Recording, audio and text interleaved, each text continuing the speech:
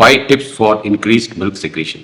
இந்த 5 சிறப்பா செஞ்சு வச்சுக்கோங்க, குழந்தைக்கு பால் அதிகம் சுரக்கும். சகோதரி ஒருத்தர் கேட்டிருக்காங்க, 11 நாள் ஆச்சு பால் நைட்ல பத்தல அப்படின்னு கேட்டிருக்காங்க. இது இயற்கை, கொஞ்சம் கொஞ்சமா தான் பால் மெதுவா இன்க்ரீஸ் ஆகும். நம்பர் 2, ஸ்ட்ரெஸ் வந்து உங்களுக்கு டெலிவரி அப்பயோ இல்ல 9-10 மாசத்துல இருந்தே கொஞ்சம் ஸ்ட்ரெஸ் இருக்கும், அந்த ஸ்ட்ரெஸ் எல்லாம் கம்மியாகும். ஸோ ஃபர்ஸ்ட் ஸ்டெப்பா எந்த டேப்லெட்ஸும் பால் இன்க்ரீஸ் பண்ணாது. எம்எம்எஸ் டேப்லெட் அது இதுன்னு கொடுக்கறதுனா பிளசிபோனா சும்மா ஒரு கடமைக்கு ஏதாவது கொடுக்கணும் அப்படின்னு கொடுக்குறது. அது வந்து விட்டமின் மாத்திரையா தான் இருக்கும் மோஸ்ட்லி.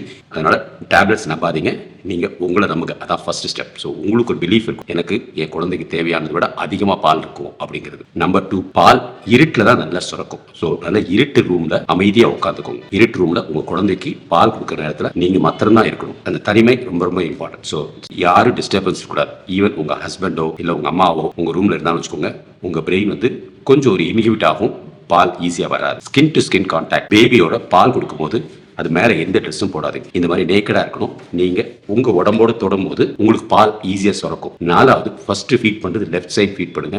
லெஃப்ட் சைட் ஃபீட் பண்ணும்போது உங்க ஹார்ட்டோட சத்தம் வந்து பேபி கேட்கும். அந்த ஒரு ரிதம் வந்து பேபி வந்து வாயிலிருந்து உரியது, அதோட ரிதமா பார்த்து அது உரிய ஆரம்பிக்கும். ஸோ அந்த நிப்பிள் ஸ்டிமுலேஷன் பேபி கிட்ட இருந்து வரணும், நம்மகிட்ட இருந்து வராது. 5வது, இதை 21 நாள் டெய்லி செய்யுங்க. ஒரு நாளைக்கு 4 தடவையாவது நீங்க டார்க் ரூம்ல இருக்கணும், தனிமையில இருக்கணும், பேபி ட்ரெஸ் இல்லாம இருக்கணும், உங்க ஸ்கின்னும் பேபியோட ஸ்கின்னும் ஒரே இதுல இருக்கணும். லெஃப்ட் சைட் பிரஸ்ட்ல ஃபர்ஸ்ட் ட்ரை பண்ணுங்க. உங்க மேல நம்பிக்கை இருக்கணும், பேபிக்கு தேவையானதை விட அதிகமா பால் வரும் அப்படிங்கிற ஒரு சிந்தனை இருந்துச்சுன்னு வச்சுக்கோங்க. ஃபர்ஸ்ட் 2 டேஸ்ல வெறும் 25 ml தான் வரும், 2 பிரஸ்ட்டும் சேர்த்து. படிப்படியா இதுல 25 ml அதுல 25 ml வர ஆரம்பிக்கும். அப்புறம் ஒரு வாரத்துல 50 ml வர ஆரம்பிக்கும். அப்புறம் படிப்படியா பாப்பாக்கு தேவையானதை வந்துகிட்டே இருக்கும். 3 மாசத்துல இன்னும் அதிகம் வரும், 6வது மாசத்துல இன்னும் அதிகம் வரும், 1 வருஷத்துல இன்னும் அதிகம் வரும். ஸோ எல்லாமே நம்ம கிட்ட தான் இருக்கு, நம்ம சிந்தனையில தான் இருக்கு. ஸோ டேப்லெட்ஸை நம்பாதீங்க, இந்த 5 ஸ்டெப்ஸை அப்படியே ஃபாலோ பண்ணுங்க.